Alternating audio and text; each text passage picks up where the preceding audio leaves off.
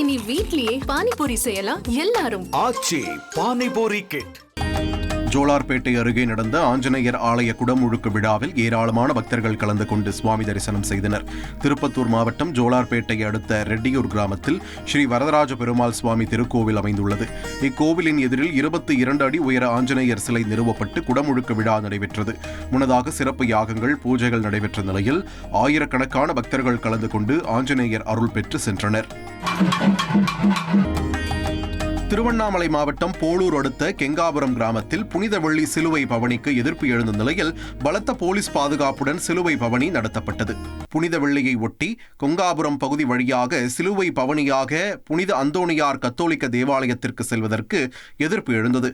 அதன் பின்பு வட்டாட்சியர் மற்றும் போளூர் காவல் துணை கண்காணிப்பாளர் மனோகரன் தலைமையில் சுமார் 100க்கும் மேற்பட்ட போலீசார் பாதுகாப்புடன் சிலுவை பவனி நடைபெற்றது. இனி வீட்லயே பானிபூரி செய்யலாம் எல்லாரும். ஆச்சி பானிபூரி கிட்.